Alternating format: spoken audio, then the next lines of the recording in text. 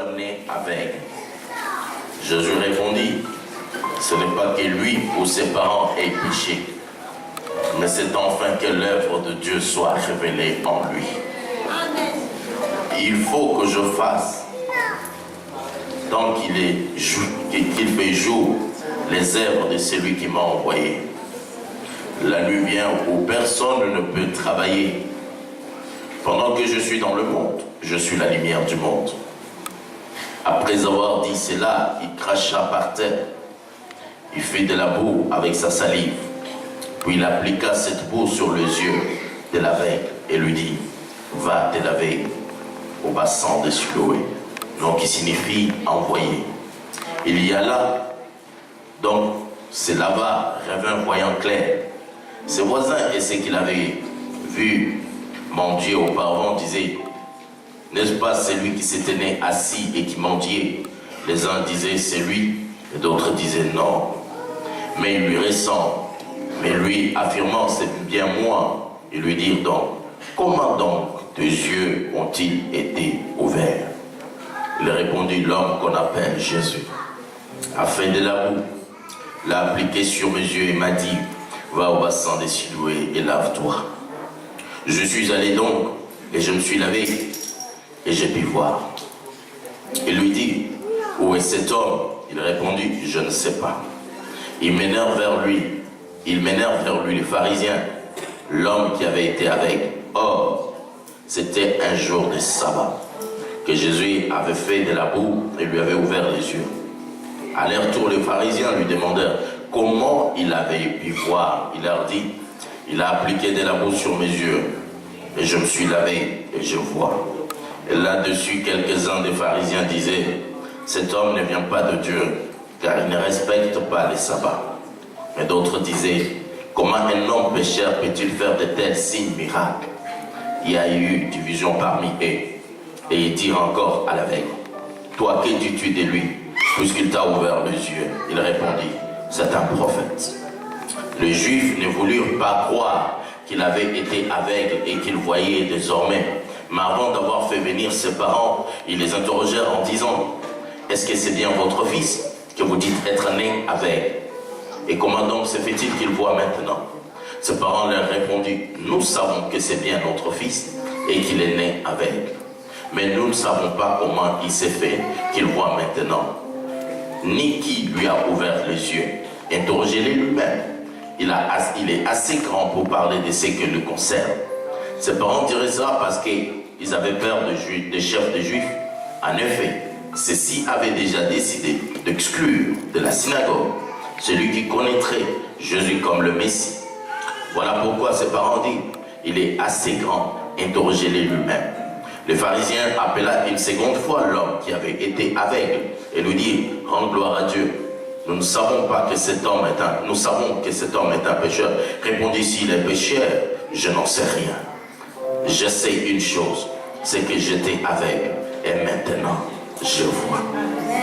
Il lui dit de nouveau, qu'a-t-il fait? Comment a-t-il ouvert les yeux? Il a répondu, je vous l'ai déjà dit et vous ne m'avez pas écouté.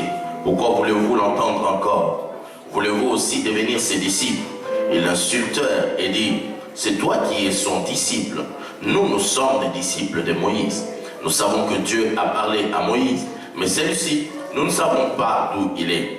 Cet homme leur répondit, voilà qu'il est étonnant, vous ne savez pas d'où il est, et pourtant il m'a ouvert les yeux.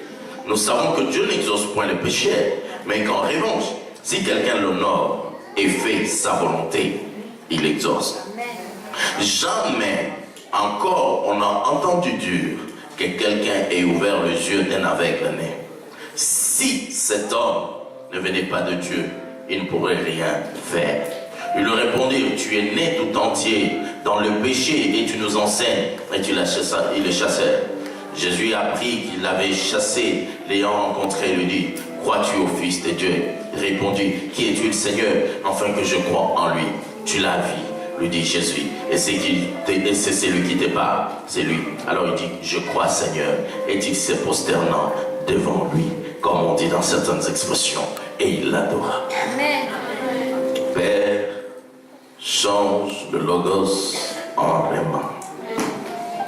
C'est un très long et merveilleux texte que j'aime beaucoup. Chaque fois que je lis ce texte, je suis émerveillé par l'amour de notre Dieu, par sa bonté, par sa manière de faire qui dépasse l'entendement humain.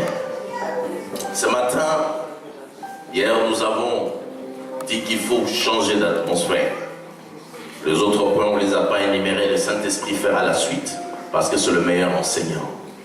Mais le quelques points, ce matin, j'aimerais te dire que quand l'atmosphère change, il y a des miracles impossibles qui deviennent possibles. C'est pourquoi, dans cette atmosphère glorieuse, je crois de tout mon cœur que de miracles impossibles vont se faire ce matin. Parce que Dieu ne parle pas en vain. Quand il parle, c'est parce qu'il a un objectif clair, net et précis. Quelqu'un m'entend et dit Amen plus que son voisin. Ce texte merveilleux a été introduit pourquoi? Un jour, le Galiléen, l'homme de la différence, l'homme de miracle, dont Jésus, mon Jésus, c'est lui en qui nous avons donné notre vie, il marchait. C'est une histoire merveilleuse. Le Seigneur marchait avec ses disciples. Et tout d'un coup, la Bible déclare, il va voir un homme aveugle, pas seulement aveugle, mais aveugle de naissance. Né aveugle, il n'a jamais vu. Il est né comme ça. Les questions vont commencer à se poser par ses disciples. Les disciples vont poser. Donc cette histoire est introduite par ces questions qui se posent. Parce que quand on a un handicap, les gens se posent des questions, mais ils n'aiment pas vouloir venir vers vous pour vous poser ces questions. Mais les disciples avaient le maître devant eux. Et dit, toi, notre maître, dis-nous pourquoi cet homme est né aveugle. Parce que pour les disciples, s'il est né aveugle, si quelqu'un a un défaut, si quelqu'un souffre, il a une souffrance, pour les disciples, pour eux, c'est-à-dire que cette personne avait péché. Ou s'il est né dans cette souffrance, c'est-à-dire que ses parents avaient péché. Ce principe était vrai. Mais il y avait un troisième principe que les disciples ne savaient pas. Cela ne veut pas dire que Jésus annulait le principe de que celui qui pêche reçoit le salaire du péché, c'est la mort. Le principe était clair. C'est qu'ils avaient une vie de péché. Ils avaient des choses négatives qui arrivaient. Mais il y avait une troisième chose que les disciples ne savaient pas. Qu'il y avait des gens qui pouvaient avoir des souffrances. Et non pas parce qu'ils avaient péché. Et non pas parce que leurs parents avaient péché. Mais parce que la gloire de Dieu devait se manifester.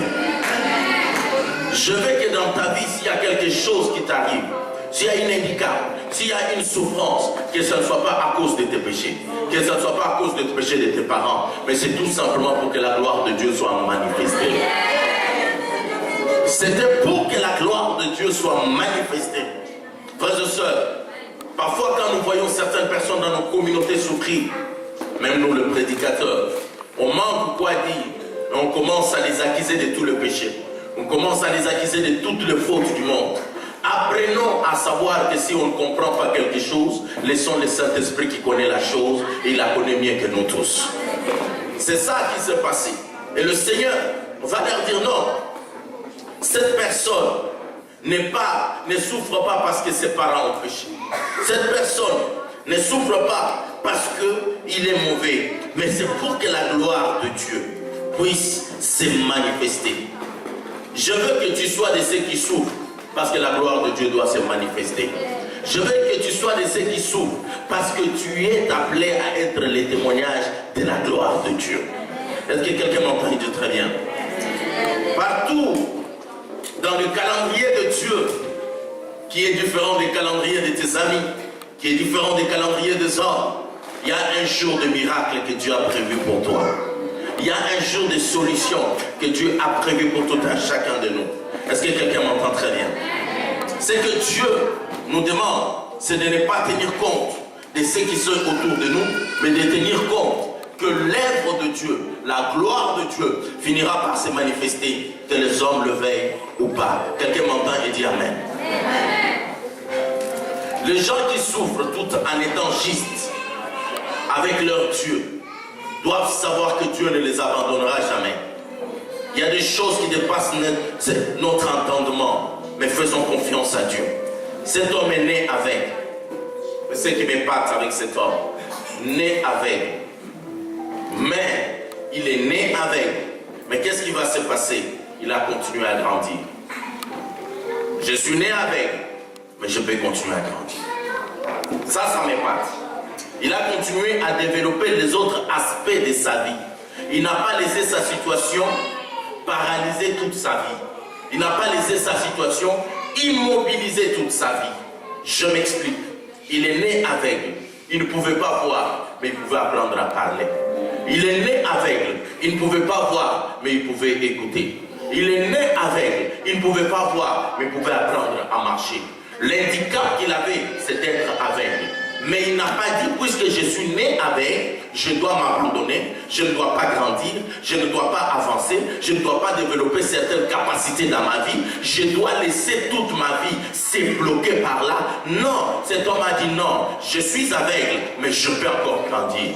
Je suis aveugle, mais je peux parler. Je suis aveugle, mais je peux écouter. Il n'a pas laissé une seule situation bloquer toute sa vie. C'est épatant. Il y a des gens, une seule situation dans ta vie et tu acceptes que toute ta vie soit bloquée. Ce matin, je te dis, change l'atmosphère au nom de Jésus. Ne permets jamais, est-ce que quelqu'un m'entend très bien? Ne permets jamais qu'une seule situation bloque toute ta vie. Et pas seulement, le pire de tout ça, pasteur, ce qui m'étonne, cet homme est né avec. Vous voyez, en l'an 0, acceptons qu'on nous a dit Christ est né en l'an 0, on accepte comme ça. Acceptons vers l'an, si c'est l'an 33, parce que Christ a commencé le ministère à 30 ans. Acceptons, à cette époque-là, dites-moi, frères et sœurs, l'écriture de Braille, pour les aveugles, était-il développé comme aujourd'hui? Je ne sais pas. Mais malgré qu'il était aveugle, il ne pouvait pas lire. Il ne s'est pas apitoyé sur son sort. Il a appris même la parole de Dieu. Il ne s'est pas révolté contre Dieu en disant Seigneur, moi je suis né aveugle, donc je ne veux pas apprendre ta parole. Il a appris la parole de Dieu. Il a aimé la parole. Il s'est renseigné dans la parole. Pourquoi? Parce qu'il répond aux Juifs. Il leur dit, vous ne savez pas d'où il vient, mais vous savez que Dieu n'exauce point le péché. Mais ceux qui l'honorent et qui le considèrent, Dieu l'exauce. Pour qu'il réponde aux Juifs comme ça, c'est parce que cet homme connaissait la parole de Dieu. Je suis aveugle, mais Dieu m'a donné quand même la capacité de parler. Je suis aveugle, mais Dieu m'a donné la capacité d'entendre. Je suis aveugle, mais Dieu m'a donné la capacité de marcher. Je suis aveugle, mais Dieu m'a donné d'autres capacités. Et pour cela, je suis aveugle, mais je ne suis pas mort. Je respire. C'est un don de Dieu. Respirer, c'est plus que la vie de ceux que je ne vois pas. Je ne vois pas, mais je peux respirer. Et parce qu'il y a des gens qui voient, mais qui ne respirent plus, qui sont dans les tombeaux. Moi, j'ai des souffles de vie. À cause des souffles de vie, je suis reconnaissant à celui qui prête les souffles de vie. Et il a lu la parole de Dieu. Et il a appris la parole de Dieu. Il a aimé la parole de Dieu. Et il répond aux Juifs, pas comme un ignorant, mais un homme qui connaît la parole de Dieu. Ne permets jamais à une seule situation, à un aspect de votre vie qui ne marche pas, ne le permets pas, ma soeur, ne le permets pas, mon frère, de bloquer toute ta vie. Ce n'est pas parce que cet aspect ne marche pas et que toute ma vie est bloquée. Si un aspect de votre vie ne marche pas, c'est un miracle impossible. Et le miracle impossible, il faut le laisser à Dieu. Et développer ce que toi tu peux développer. Quelqu'un m'entend et dit Amen. Est-ce que quelqu'un m'entend très bien? Il y a des gens qui toute leur vie est bloquée. Une fille qui ne fait rien. Pourquoi? Parce que j'attends le mariage. Si le mariage ne vient pas, continue tes études, fais tes affaires, continue toute une vie. Tu ne peux pas bloquer toute une vie parce que tu attends le mariage. Non. Développe ta beauté, développe autre chose. Ne permets pas à un seul aspect de ta vie qui ne marche pas de bloquer toute ta vie. Dis à ton voisin, ne permets pas un aspect qui ne marche pas de bloquer toute ta vie. Dis ça à ton voisin.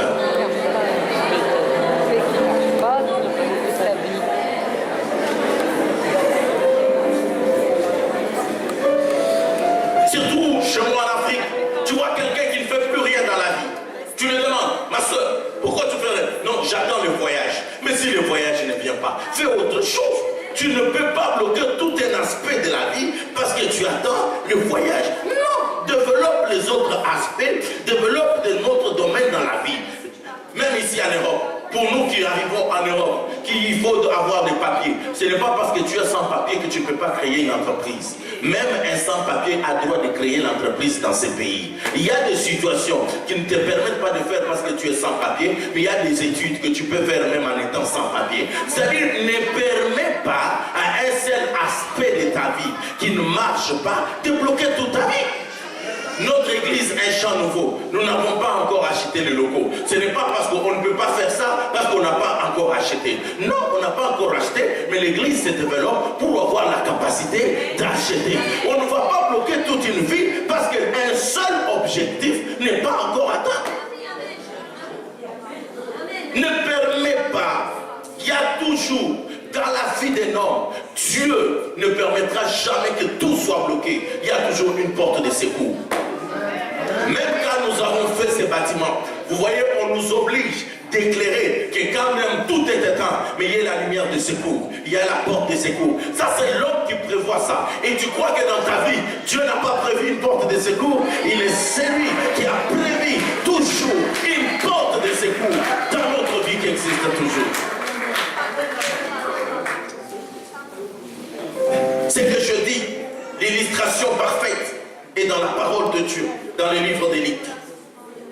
Est-ce que quelqu'un m'entend très bien? Jésus, il partait à Jéricho.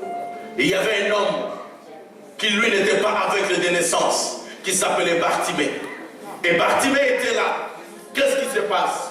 Bartimée, il est là. Bartimée, c'est un mendiant. Bartimée est en train de mendier. Il mange. Il demande, donnez-moi. Je ne peux pas voir. Bartimée dit, voir, je ne peux pas voir.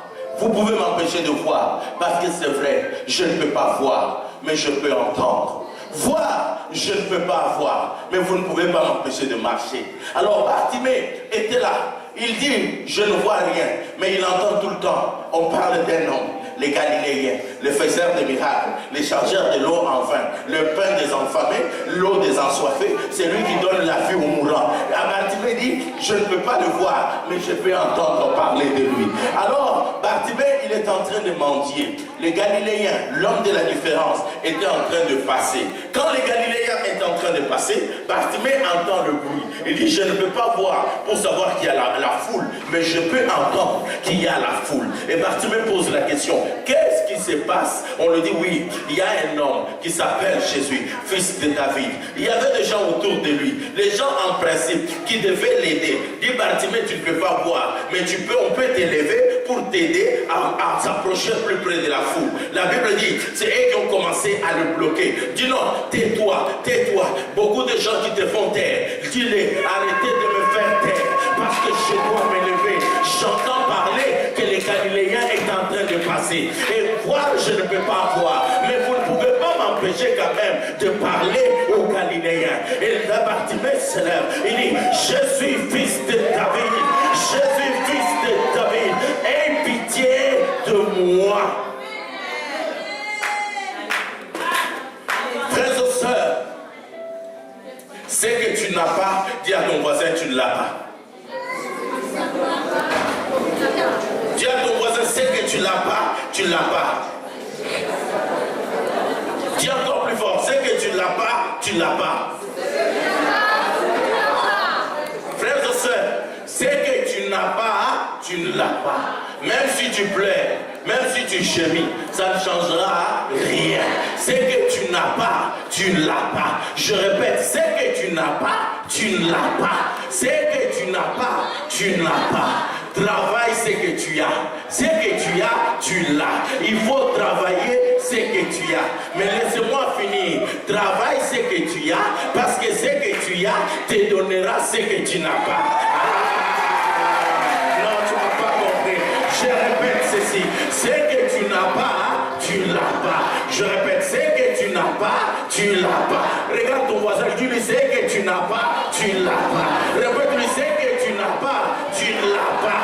Même si tu pleures, tu ne l'as pas. Même si tu gémis, tu ne l'as pas. Mais travaille ce que tu as. Travaille ce que tu as. Parce que ce que tu as te donnera ce que tu n'as pas.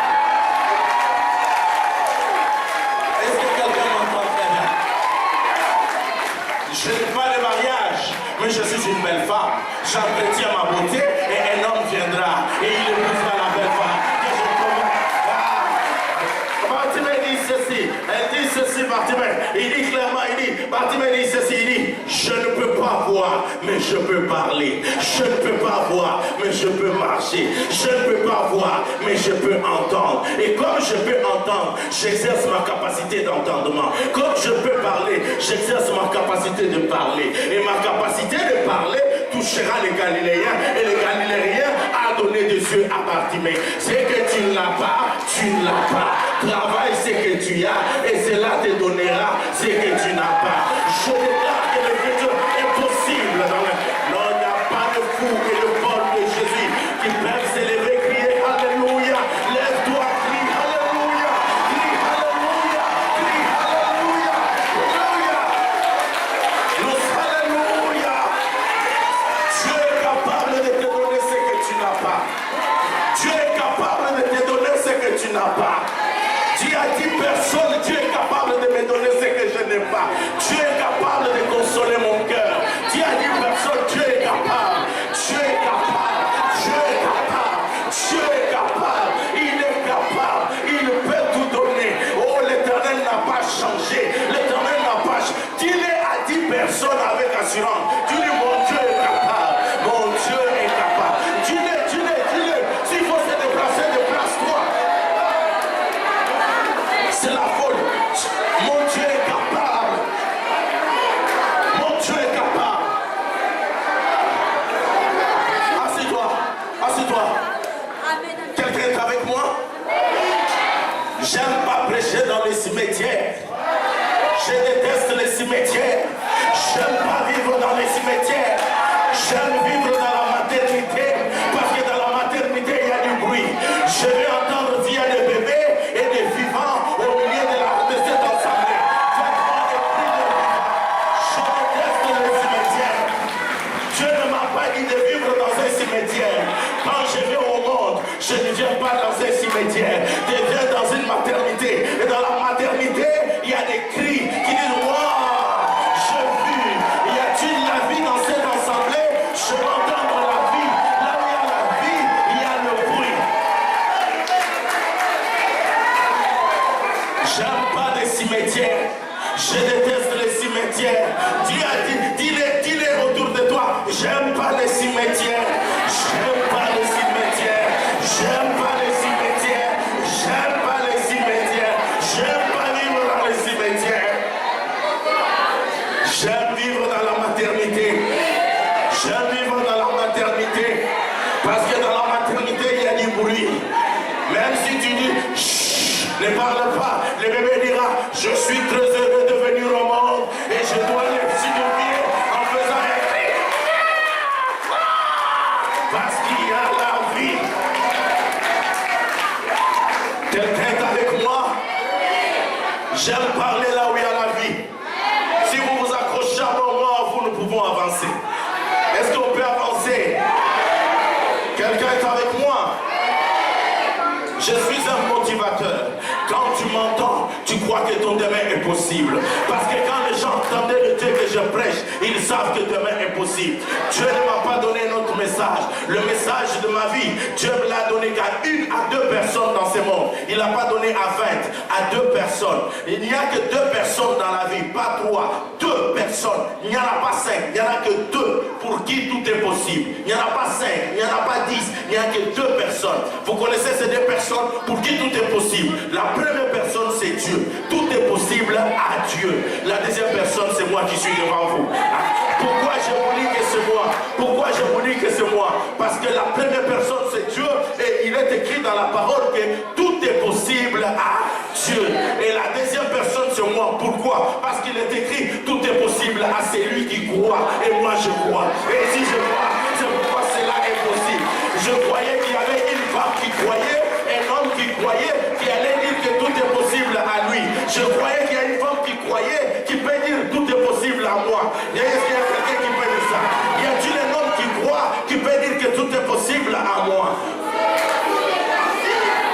Alors, je répète, tout est possible à Dieu et tout est possible à celui qui croit. Y a-t-il des croyants dans cette église? ta vie?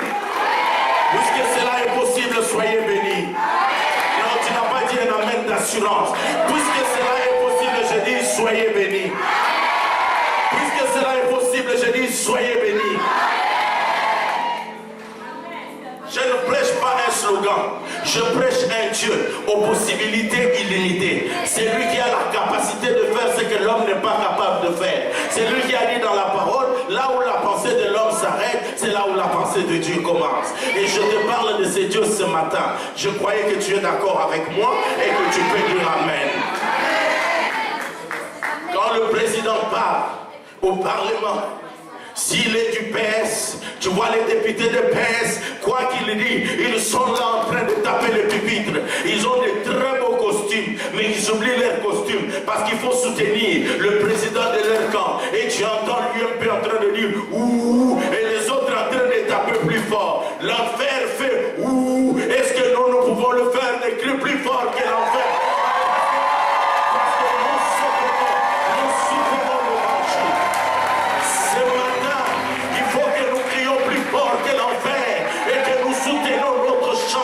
Jésus-Christ, il est le champion de toute catégorie de poids lourds. Il a toujours gagné chaque combat à la première seconde et à tout temps. Il est le gagnant. Il a gagné dans le temps passé, il gagne dans le temps présent et il gagnera dans le temps futur. Le Dieu que je te prêche, ce n'est pas un slogan, c'est un Dieu de la différence. Le Dieu que je te prêche, il a le pied gauche dans le passé et le pied droit dans le futur. Et il est assis sur le présent. C'est pourquoi il a dit à Moïse, quand ils te demanderont qui je suis, tu leur diras, je suis ma envoyé. Je suis ta solution, je suis ton miracle, je suis ta guérison, je suis ton futur, je suis ta santé, je suis ma envoyé. Et ce matin, je vous dis aussi, je suis ma envoyé. Quelqu'un est avec moi? Oh my God! Le temps. Oh mon Dieu. Je suis ma envoyé. Quelqu'un est avec moi? Je répète. Ce que tu ne l'as pas, tu ne l'as pas. Ça, on va noter pour toi. Il faut qu'on te donne le message par là. Ce que tu n'as pas, tu ne l'as pas. Il ne faut pas te lamenter là-dessus. Ça ne sert à rien. Il faut fixer le regard sur Jésus. Il faut travailler ce qu'on a. Il faut travailler les capacités que Dieu a mis en nous. Dieu ne peut pas permettre que ta vie n'ait pas une porte de secours. Il crée notre vie. Il y a toujours une porte de secours. Quelqu'un est avec moi, il peut dire Amen. Laisse-moi te dire. J'ai écrit dans mes notes, l'handicap n'est pas une disqualification. La seule personne disqualifiée ce matin, c'est celui qui est au cimetière. Toute personne qui a le souffle de vie le matin, c'est parce qu'il est encore qualifié. Je dis, tu es qualifié, tu es qualifié, tu es qualifié, tu es qualifié, tu es qualifié. Je croyais que tu allais dire Amen. Parce que quand mon équipe, moi j'aime l'Olympique de Marseille. Ma femme dit qu'il faut me délivrer de ces démons d'aimer le football. Mais je ne sais pas. Faites un effort, délivrez-moi, mais c'est pas facile. Mais quand l'OM est qualifié, même si je suis seul au salon, je crie, ma femme sort de la musique. Qu'est-ce qui ne va pas? On dit l'OM vient de marquer un but. Mais laisse-moi te dire, quand Jésus marque un but, tu ne peux pas rester assis.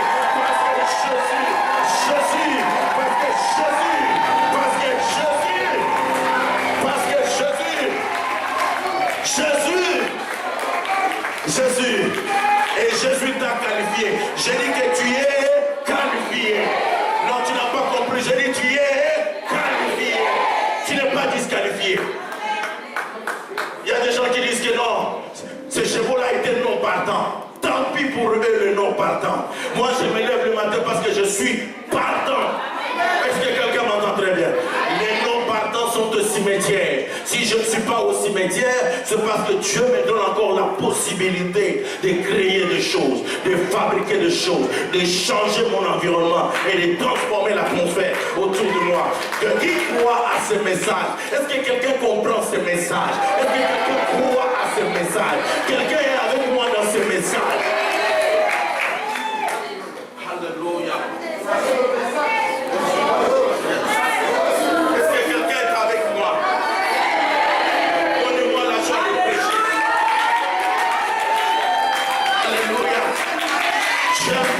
Jésus. Laisse-moi te dire, assis-toi avec moi. Si tu n'as pas de parents, ce n'est pas une raison pour échouer. Tu as ton pasteur. J'ai vu comment même après culte, il va déposer les gens. Moi, dans notre église, ceux qui viennent, ils savent, tout le monde m'appelle, tous mes enfants. Parce que dans l'église, on a 3 catégories de gens. Il y a des gens qui viennent, je suis le pasteur de l'église où ils viennent prier. Il y a des gens pour qui je suis leur pasteur. Il y a des gens pour qui je suis leur daddy.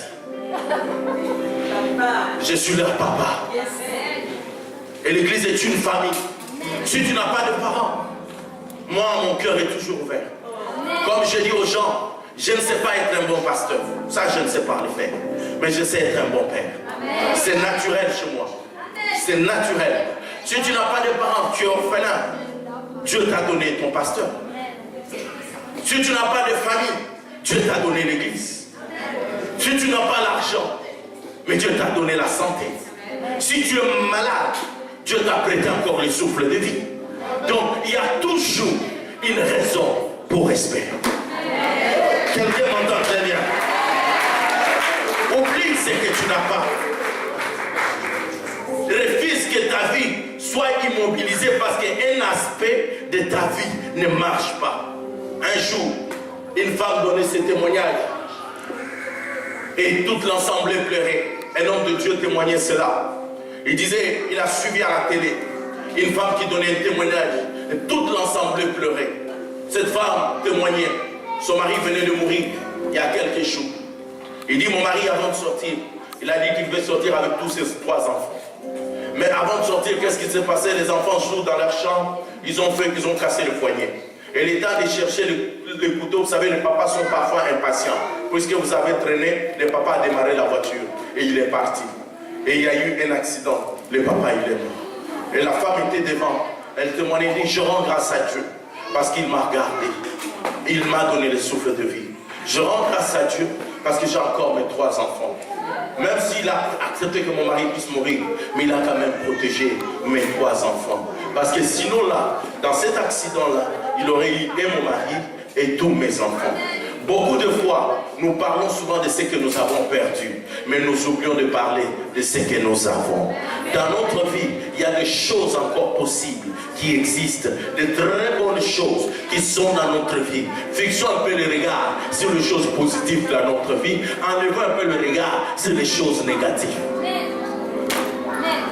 Cet homme, tu n'as pas à rester bloqué parce qu'une chose ne marche pas. Si tu n'as pas de mariage, n'arrête pas de pleurer. Tu ne dois pas te mettre à te lamenter. Tu as la bonne santé. Et tu es belle. Et travaille ta beauté. Tu n'as pas de mariage. Tu commences à te laisser. Tu t'habilles plus bien. Tu ne te maquilles plus. Même l'homme là-haut, comment il va venir? Comment il va venir? Je ne dis pas que quand tu es marié, il faut te laisser, au contraire. Regardez votre maman pasteur, toujours tirée à 4 épingles. Et votre pasteur, toujours en très beau costume. Hein? Et quand je regarde, j'ai dit, Pierre-Yves, parfois il croit qu'il continue à faire les affaires qu'il faisait autrefois. Or maintenant, il fait les affaires plus importantes que ce qu'il faisait autrefois. Les affaires de son père. C'est pourquoi il respecte le travail de son père. Quelqu'un m'entend et dit Amen. Tu ne peux pas vivre dans le désespoir. L'église n'est pas un cimetière. Les églises d'autrefois, quand on entrait, tu voyais les gens fatigués, désespérés, sans forme. Non, ça doit changer au nom de Jésus. Jésus-Christ est la joie de vivre. Argent ou pas argent, c'est la joie. Papier ou pas papier, c'est la joie. Maison ou pas maison, c'est la joie. Avec ma femme, on vivait sans salaire, sans papier, voire même sans maison. Mais quand tu la vois habillée dans la rue et tu nous vois descendre, tu dis c'est le ministre du Congo qui arrive, oui. C'est le ministre du royaume. Donc, la joie de vivre. Parce que Jésus donne la joie de vivre. Dis à quelqu'un, Jésus-Christ est la joie de vivre.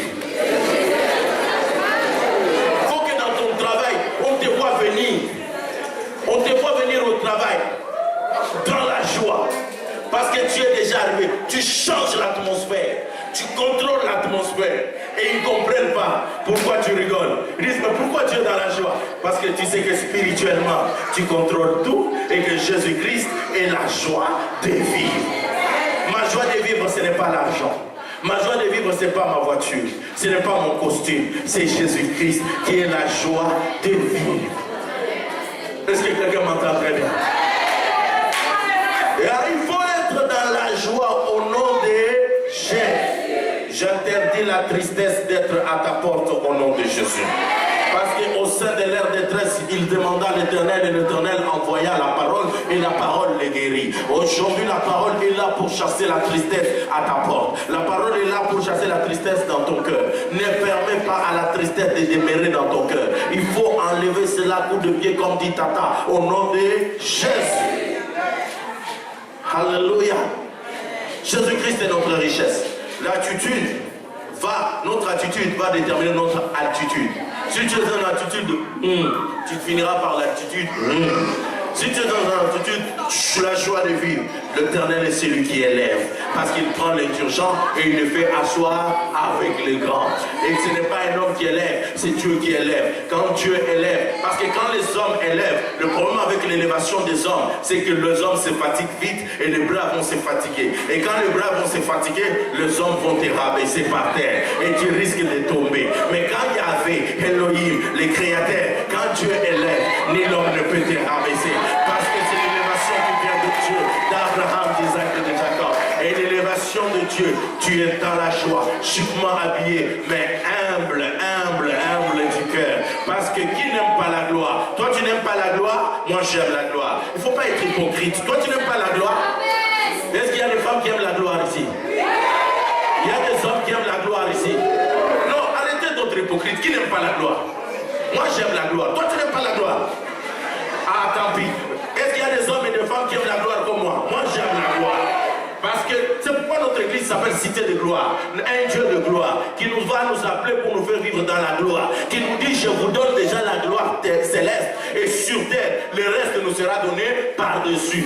Nous aimons la gloire. L'homme aime la gloire. Parce qu'il n'a pas été créé au cimetière. Il n'a pas été créé dans la pauvreté. Adam a été créé au milieu de pierres étincelantes. Au milieu de gloire. L'homme a toujours été né pour la gloire. L'homme aime la gloire. La nature, notre nature, nous attire vers la gloire. Personne n'a eu la gloire. Même si on fait semblant, mais on aime la gloire. Mais gloire avec Dieu, mais avec un cœur humble. Parce que si tu veux avoir la gloire, la terre est à vendre. La gloire est à vendre. Il faut acheter la gloire. Vous savez comment acheter la gloire? La Bible dit, il faut amener l'argent pour acheter la gloire. Vous savez que l'argent, la Bible dit, l'humilité précède la gloire. Tu veux la gloire, sois humble. C'est dans l'humilité que nous tirons notre gloire. Tu veux la chute, sois orgueilleux. Parce que l'orgueil précède la chute. Mais l'humilité précède la gloire. Et nous voulons une église de femmes humbles, des hommes humbles, pour que la gloire de Dieu demeure dans notre église,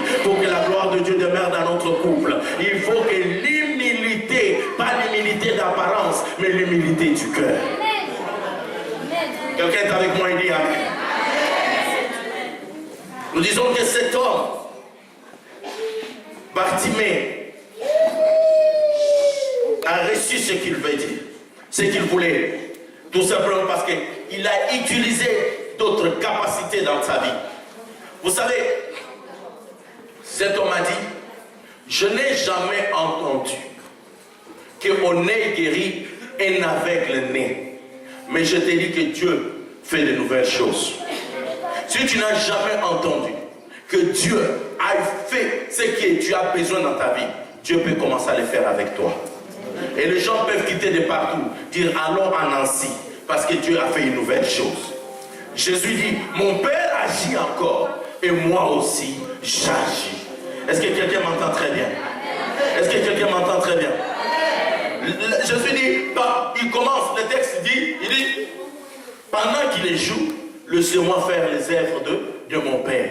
Je te dis que Jésus agit encore jusqu'aujourd'hui. Parce que rien n'est impossible à Dieu, ma soeur. Que les gens le veuillent ou pas, Rien n'est impossible à Dieu. Alors, il y a 4 jeunes gens qui peuvent venir m'aider là, derrière. 4 jeunes gens. Les jeunes, il y en a dans cette église. 2 jeunes garçons et 2 jeunes filles. Venez rapidement. 2 jeunes garçons et 2 jeunes filles. Venez rapidement. Le jeune. Venez m'aider rapidement. Regardez. Parce que rien n'est impossible à celui que nous servons. Tu peux laisser ça. C'est pas ça le problème. Merci beaucoup. Voilà. Ça, tu tiens comme ça. Tu tiens. Montre à l'ensemble. Voilà. Est-ce qu'il y a quelqu'un? Ma soeur, tu peux pas venir ici. Ici, juste là. Tu tiens là. Tiens cette femme. Voilà, ma soeur. Toi, tu tiens ça. Voilà. Frère, toi, tu donnes. Stéphane, viens ici. Voilà. Frère, toi, tu viens avec moi. Tu laisses ça, Stéphane. Stéphane, tu tiens. Alors, rien n'est impossible à Dieu. Est-ce que nous pouvons lever le même? Lisons un peu ce mot ensemble. Impossible. Non, vous ne l'avez pas bien lu. Plus fort. Impossible. Encore plus fort. Impossible. Est-ce que vous êtes d'accord avec moi? Ce mot veut dire quoi? Impossible. Impossible veut dire impossible. Stéphane, tu peux aller t'asseoir. Avec la feuille, je te fais cadeau. Est-ce que nous pouvons lire maintenant? Le possible n'est pas à droite, n'est pas à gauche, le possible est dans l'impossible. Que Dieu te soit favorable. C'est dans l'impossible. Merci pour vous asseoir. C'est dans l'impossible qu'il y a le possible. Non, quelqu'un n'a pas compris. C'est dans l'impossible qu'il y a le possible. Nous avons un Dieu aux possibilités illimitées. Dans l'impossible, c'est cache le possible. Chaque fois qu'on te dit c'est impossible, toi entends possible. Parce que les IM, tu vas l'enlever au nom de Jésus. Et quand tu vas l'enlever, il restera quoi? La possibilité. Tu ne peux pas, chaque fois on te dit impossible, tu dis ah ouais c'est impossible. Non, quand on te dit impossible, tu dis ah, ils ont prononcé le mot qu'il fallait. Comme disent les petits enfants, des mots magiques, mais ils ont prononcé le bon mot. Parce qu'en disant impossible, je sens qu'il y a la possibilité dedans. Dans chaque impossibilité, il y a la possibilité. C'est pourquoi avec Dieu, nous devons avancer et dans l'impossibilité, nous allons créer la possibilité. Ah, si c'était à la cité, une femme s'élèverait, un homme s'élèverait pour dire merci Seigneur, parce que tu viens me révéler que j'ai la possibilité dans l'impossibilité. Chaque fois que tu entends le mot impossible, dis-toi qu'il est possible. C'est eux qui ont appelé cela impossible, mais toi tu appelleras cela possible. Ma soeur, tu t'appelles Pascal? Pourquoi? Parce que tes parents t'ont appelé comment? Pascal. Et quand tu es né, tu as grandi, tu n'as jamais discuté. Et tout le monde t'appelle Pascal. Ce mot-là est impossible parce que les autres l'ont appelé impossible. Mais toi, tu peux le changer d'atmosphère et le devenir possible. Et le mot ne discutera pas. Les lions n'ont jamais discuté que je s'appelle lion. Parce que Adam l'appelait toi, on t'appellera lion. Et tout le monde appelle les lions, les lions. Et il n'a jamais discuté. Quel est le problème dans ta vie? Change le nom de ces problèmes. S'il était impossible, change-les et rappelle-les maintenant possible au nom de Jésus. Et cela est indiscutable quand on le fait avec l'autorité divine, plutôt. Dans les possibilités, il y a la possibilité. Dieu est tellement bon. Oh mon Dieu, Dieu est tellement bon. Il est tellement bon. Un jour, David arrive au trône. Qu'est-ce que la Bible dit? La bonté de Dieu va toucher David. Et David dit, n'y a-t-il pas quelqu'un dans la famille de Saoul pour que je puisse lui faire du bien? Vous vous rendez compte? Quelqu'un qui a été toute sa vie poursuivi par Saoul, maltraité par Saoul. Mais quand il arrive au trône, la bonté de Dieu touche son cœur. Frère, Dieu est bon. Dieu est bon. Hein? Dieu est bon. Dieu est capable de faire ce que l'homme n'est pas capable de faire. Dieu a décidé. Vous savez, cet homme-là était né avec, grandi avec. Il s'élevait chaque matin. On partait les mettre à cet endroit-là. Mais ces jours-là, le soleil était sorti de la même manière. Le vent de la même manière. Les informations de la même manière. Je voulais dire quoi? C'était un jour ordinaire, mais pour quelque chose d'extraordinaire. Le jour de ton miracle, le soleil ne s'élèvera pas à l'ouest. Il s'élèvera toujours à l'est. Et il se couchera toujours à l'ouest. Mais je vais te dire, un jour ordinaire, mais un Dieu extraordinaire. Cela est possible au nom de Jésus. Un jour ordinaire, mais l'Éternel dans son calendrier avait prévu de faire quelque chose d'extraordinaire. Je m'en vais clôturer parce qu'on ne finira jamais toute la Bible. Tout ce qu'on a déjà dit est très important. Les autres peuvent rester. Mais vous savez, Jésus voit cet aveugle de naissance. Qu'est-ce que Jésus fait? Il lui dit, lève-toi, viens. L'aveugle vient. Vous savez, nous aimons voir Dieu agir. Mais nous aimons que Dieu agisse dans nos méthodes. On n'aime pas que Dieu utilise ses méthodes. C'est ça notre problème. Je dis merci Seigneur que cet homme était aveugle. Parce que s'il n'était pas aveugle, il y a des gens qui viennent à l'église, pasteur Pierre, l'église doit faire, Dieu va faire ceci, mais je veux que ça se passe comme ça, comme ça. Mais tu n'es pas Dieu. Ça ne marche pas comme ça, ma soeur. Il faut que tu laisses à Dieu. Dis à quelqu'un, laisse Dieu utiliser sa méthode. Et des gens comme ça, quand les conseils de l'église, le frère Jean vient te voir. Frère, nous on n'est pas d'accord. L'église a décidé tu vas faire ça, ça. Il dit non, moi je ne suis pas d'accord. Pour qu'ils se prennent, Dieu me parle aussi. Dieu fait ceci. Non, nous aimons beaucoup que Dieu utilise nos méthodes. Tu ne discutes jamais avec ton avocat. Tu ne discutes jamais avec ton médecin. S'il se lève un bon matin, et comme tu ne sais pas lire les documents là, il les lit à ta place, et puis il te dit, il ne faut plus beaucoup manger beaucoup de fruits, tu arrêtes. Sans discuter, il n'y a même pas de débat. Mais ton pasteur, tu discutes tout ce qu'il dit.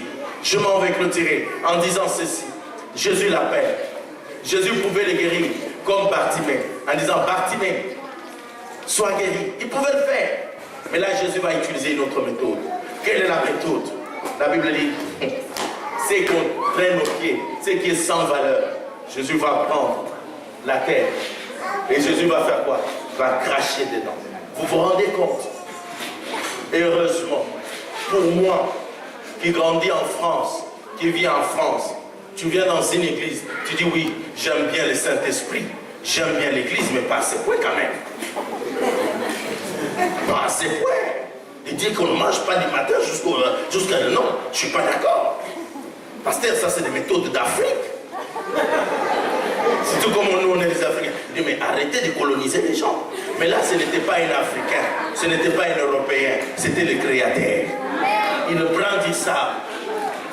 Heureusement, si tu veux voir le miracle de Dieu, apprends à être aveugle. Heureusement. T'imagines? Mais il a entendu, parce que Dieu avait développé une autre capacité chez lui. Il était aveugle, mais il avait la capacité de tout entendre. Par les sons, il peut distinguer qu'est-ce qui se passe. Jésus, au lieu de mélanger même avec la salive, mais avec les crachats, vous vous rendez compte? Imagine, il prend du sable, mais fait le mélange. Oh.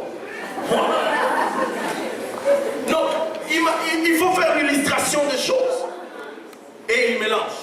Imagine maintenant, Pierre, tu imagines, là, quelqu'un, un prophète qui vient ici. Amenez-moi du sable. Oh, venez, jamais tout ça. Qui va venir? Les méthodes de Dieu sont incompris des hommes. Les Galiléens prennent du sable. Surtout tous ces théologiens. Demain, on va nous écrire dans tous les journaux. Par tous ces théologiens d'aujourd'hui. Non. C'est devenu une secte. C'est plus pour normal. Comment la salive des gens, comment ça permet. Mais les Galiléens prennent ça. Même pas la salive. Imagine c'est quelqu'un qui jette la salive. Juste la salive. Mais là, c'est même. La Bible dit qu'il crache. C'est-à-dire, il fait. Oh, il a été chercher le tout dernier. Et Jésus, non, est-ce que c'est dans la Bible, oui ou non? Ce n'est pas les livres africains, ça. C'est la parole de Dieu. Parce que quelqu'un dira, non, là, pasteur Papi défend cette tradition. Non, je parle de la parole. Dis à quelqu'un la parole de Dieu. Alors, il dit, non, comme chez toi en Afrique, on mélange des maïs et des trucs et on met sur les gens. Non, ici, ce n'était pas un Africain, ce n'était pas un Ivoirien ni un Congolais. C'était le Créateur du ciel. Alors, il prend de la terre. Notre problème, tuons notre tête. Dis à ton voisin, tue la tête. Et laisse le cœur s'exprimer. Et il prend les crachats. Bon. L'aveugle entend. Ce bruit-là, c'est quelque chose. L'aveugle dit, mais qu'est-ce qui se passe? Alors, il commence à mélanger. Les gens voyaient les Galiléens mélanger le crachat avec la terre. Mais en réalité, ce n'est pas ça. Il était en train de regarder ses yeux. Comme c'est lui le fabricant de notre corps. Il regardait quel numéro il doit porter dessus. Et il lui faisait la pièce exacte, au bon moment, à la taille exacte. C'était la fabrication en live par le vrai créateur. Parce que ses mains étaient l'usine de la création. Et il créa. Et quand il a fini à créer, il a pris la boue, il a mis sur ses yeux. Il met sur ses yeux.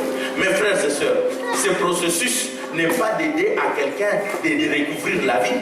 Même si toi es un voyant, on prend la boue comme ça, on met dans tes yeux. Ce processus est que tu deviens encore aveugle des fois. Avant que la situation s'arrange, il faut qu'elle s'empire. Parce que le diable, comme il sait que là on le met dehors, alors il va faire les derniers dégâts des intimidations. Et il dit, tu ne m'intimideras pas, parce que je suis plus près de la porte de sortie que la porte de la mort. Mais Jésus, c'est formidable, les textes sont enlevés. Jésus, tu as fait la boue, tu as mis sur les yeux, je suis aveugle né. Mais maintenant, qu'est-ce que tu me dis? Oh, va au réservoir de Siloé. Mais pourquoi tu ne dis pas à Pierre de m'accompagner? Pierre t'obéit tout le temps à toi. Pourquoi tu ne dis même pas à Jean, même pas à André de m'accompagner? Moi, un aveugle né. Je ferme cette parenthèse. Et il met la boue. Parce que si je commence à parler ça, là, j'irai encore plus longtemps. Nous la fermons. Et la Bible dit, pour clôturer, il est parti et il a vu. Amen. Amen. Et les gens ont posé des questions. Les gens ont posé des questions. Parce que je veux qu'on finisse à temps. Le Seigneur nous donnera d'autres opportunités. Le Seigneur a posé des questions. Il les a dit, pour vous, je ne sais pas, mais c'est que je sais que j'étais aveugle. Mais maintenant, je vois. Ils peuvent nous traiter dans tout Nancy. Oh, un champ nouveau, il y a trop de bruit. On dit aux gens, vous deviendrez des millionnaires. Vous êtes trop riches. Dites-leur ce que nous savons. Que nous sommes partis là-bas. Notre vie bouge maintenant. Parce que l'assemblée où la vie bouge. C'est ce que nous savons. Que notre vie bouge. Ça au moins nous le savons clairement. Et il a mis les crachats sur les yeux. Et l'aveugle a vu. Tout un chacun de nous est un aveugle-né. Tout un chacun de nous est un aveugle-né. Vous savez, l'aveugle-né, je ne veux plus suivre mes notes. L'aveugle-né ne connaît pas la couleur rouge. Parce que depuis qu'il est né, il ne connaît jamais la couleur rouge. Tu es là, tu as un problème, tu as besoin de miracles. Tu entends les autres témoigner. Mais toi, tu ne vois pas de miracle dans ta vie. Ne dis pas que le miracle n'existe pas, parce que toi, tu ne l'as jamais vécu. Il existe le miracle. Il y a des gens qui te disent, j'ai dans mon compte 3 millions d'euros. Tu dis, il ment. Parce que toi, tu n'as jamais eu 3 millions d'euros. Pour toi, tu es avec le nez dans ces domaines-là. Ce n'est pas parce que toi, tu ne l'as pas que cela n'existe pas. Ce n'est pas parce que l'aveugle n'a jamais vu la couleur rouge que la couleur rouge n'existe pas. Il y a des domaines dans notre vie où nous sommes des aveugles nés. Que Dieu vous bénisse. Je m'arrête là. Je vais respecter le temps. Et il est midi 45, je fais 1 heure de temps. Et que Dieu vous bénisse. Merci à Pasteur Pierre-Yves, merci à toute l'équipe et Dieu nous donnera d'autres opportunités et on vous attend toujours à Lille. Que Dieu soit loué. Amen.